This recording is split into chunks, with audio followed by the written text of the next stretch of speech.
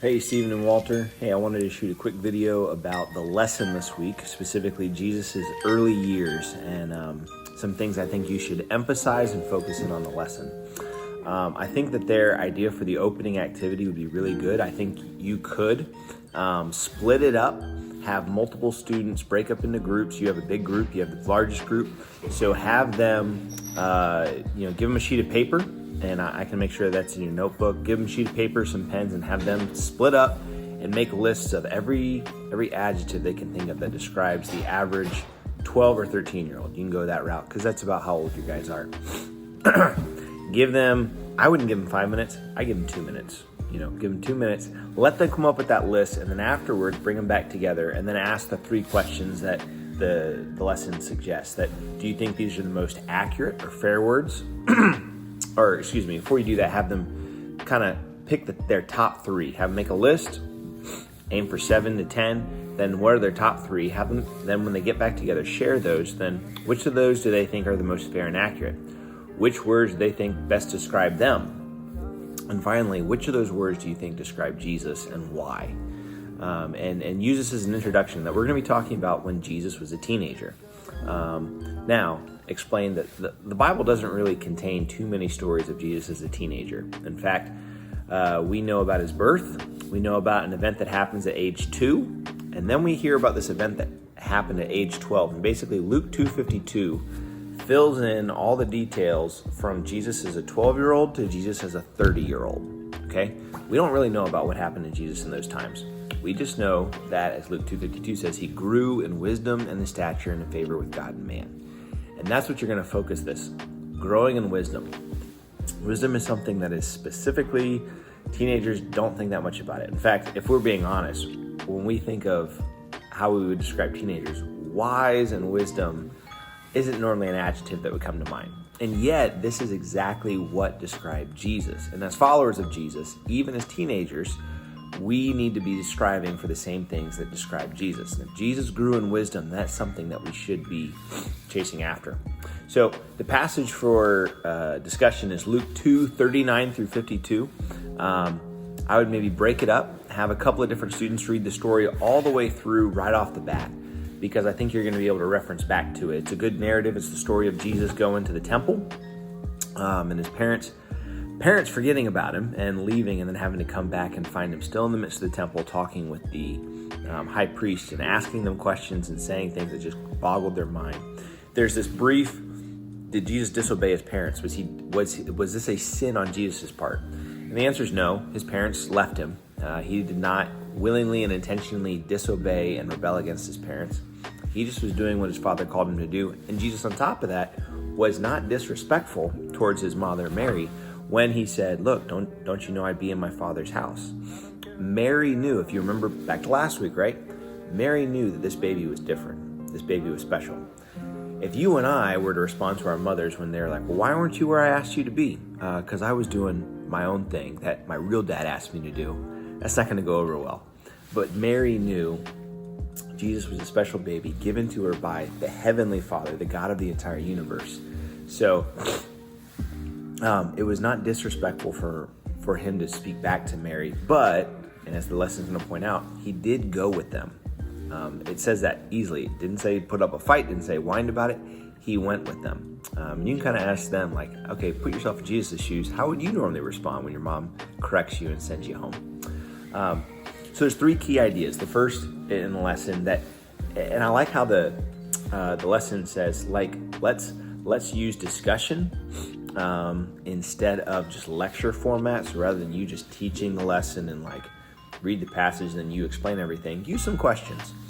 So under the first big idea that Jesus grew in wisdom, stature, and favor. This is primarily taken out of Luke 2:52. You can recap the very last verse that you guys just read.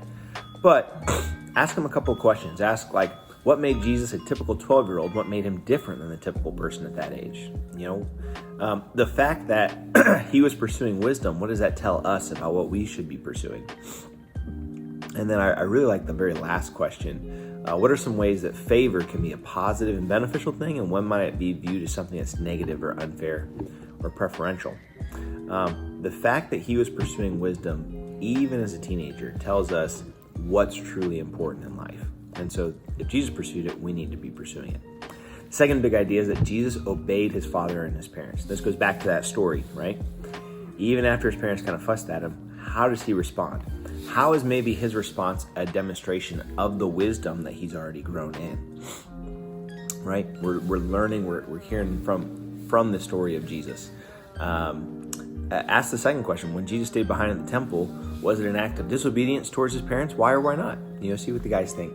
But ultimately bring it back to the fact that his obedience to his parents, because he obeyed his parents, flows out of love. He honored them, he respected them, and he was willing to submit to them. And that was a sign of wisdom. And then finally, the last part, which is kind of the leading into the application, that your teenage years are a spiritual preparation for the rest of your life. I would maybe lead out with the question like, okay, the story of Jesus, how does that compare and contrast to our own stories? Could it be said of us that we are pursuing and growing in wisdom and stature and in favor with God and man? Or would it say, hey, if we were to write a verse about our lives and insert my name here, pursued goofing off, messing around, joking around, just trying to have fun, actually got dumber, right? What would be said of us? Here we see Jesus was willing to grow in wisdom. He was willing to pursue God. He was willing to obey his parents. And that was important. That was important to Jesus. Why was it so important to Jesus? Would it be that he knew that if he didn't develop the wisdom now as a teenager, he wouldn't be able to do the thing that God had called him to do when he was an adult? Same thing's true for us. Right now, our job is not necessarily to be leading thousands of people, even though we all want to be Instagram influencers and YouTube celebrities. As young people, our job is not to necessarily lead the thousands and millions and gain a huge following. Our job is to develop. Our job is to grow. Our job is to grow specifically in wisdom and in favor with people. What does it mean to grow in favor with people? I like how the lesson leads into an extra discussion specifically on James 1, 2 through 8. And it asks the question, what does the passage reveal about the process of gaining wisdom? Helping your guys see that wisdom is something that we have to ask for from God, believe that God will give us that wisdom, not doubting that he would give us that wisdom. And then we got to apply that wisdom, right? So as you leave, as you finish up the lesson, your take home, a good question is asking you guys like, hey, where do you need God's wisdom in your life? Where specifically do you need it? As well as, so when God gives you wisdom, how do you begin applying that? What might be a circumstance that you need to apply some more wisdom in? And I'll give you a key. School. The way that they treat their teachers, the way that they treat their assignments, the way that they treat their classmates. Could it be that we need a little bit more wisdom in those areas and that we need to pray and ask God for some wisdom? With that, I close up the lesson, ask for some prayer requests, pray specifically for wisdom on those areas. And then finally, I would encourage you guys to invite the guys to come to Movement Weekend, help them to kind of think about that particular event. I think it's a great opportunity for them to pursue wisdom, but also for them to just get to understand Jesus a little bit better, get to build better friendships within the church. Something I think you guys are doing an awesome job at is helping the guys love being at church. I think the guys really do look forward. They look forward to sitting around that table. They look forward to seeing their friends. They look forward to talking with you guys. So continuing to build on that and helping them see, okay, it's not just about this group of guys, but we need to love the entire church. And out of our love for the church and out of our love for the Lord, it's going to move us into loving other people better, which is a sign of wisdom and gaining favor with other people. So I think you could even tie that on as a direct application. Like, how do we grow in wisdom?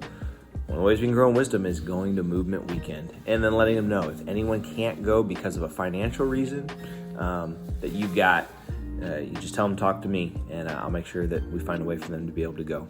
But love you guys. Thank you so much. And I hope this is helpful. Give me feedback. Let me know if these videos are helpful, if there's something better I could do in terms of the lesson or like teaching tips or stuff like that. So have a great week, guys.